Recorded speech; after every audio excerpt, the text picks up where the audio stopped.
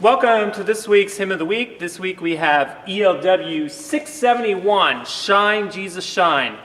Graham Kendrick, the writer and composer of this piece, said this about this song. This song is a prayer for revival. A songwriter can give people words to voice something which is already in their hearts, but which they don't have the words or the tune to express. And I think Shine, Jesus, Shine caught a moment when people were beginning to believe once again that an impact could be made on a whole nation. Well, this ties in with Graham Kendrick's work with March for Jesus. And in fact, in the 90s, after I had the privilege of walking to March for Jesus in Pittsburgh, remember walking through the streets and singing songs. One of those, I'm pretty sure, was Shine, Jesus, Shine. Shine, Jesus, Shine was part of a March for Jesus. Like I said, Graham Kendrick was a co-founder when these began in the UK in the 80s. And what's interesting here is this song actually had two parts. So it ended on me, shine on me. Maybe at that point he probably just ended it. And then he added the chorus later. So here's what he says on this. Again, the words of Graham Kendrick. Bearing in mind the worldwide popularity of the song, perhaps the most surprising thing about the writing of it is the ordinariness of its circumstances. I've been thinking for some time about the holiness of God and how that as a community of believers and as individuals, His desire is for us to live continually in His presence. My longing for revival in the churches and spiritual awakening in the nation was growing, but also a recognition that we cannot stand in God's presence without clean hands and a pure heart. So I wrote the 3 verses and road tested it in my home church. Though there was clearly merit to the song, it seemed incomplete. So I was unable at the time to take it any further. I put it back in the file. Sounds like some of our other Hymn of the Weeks we've explored, right? Several months later, Graham Kendrick continues here, I was asked to submit new songs for a conference psalm book. And as I reviewed this 3-verse song, I realized that it needed a chorus. I remember standing in my music room with guitar slung around my neck, trying different approaches. The line, Shine, Jesus, Shine, came to mind. And within about half an hour, I had finished the chorus, all but some polishing. Though I felt an excitement in my spirit at the time, I had no inkling at all that it would become so widely used. There were other songs I rated more highly at the time that most people have never heard of. So it's something to remember, all of you composers and songwriters and hymn writers out there. Keep writing and sharing that material. Don't throw it away. Keep it in the file. Keep sharing it. You never know the difference that it can make. And let me also say that anything you create is valuable in itself. It just needs that listener. And we always have God as a listener. So it's worth creating just for that alone. But, so here's Shine, Jesus, Shine. A great song by Graham Kendrick.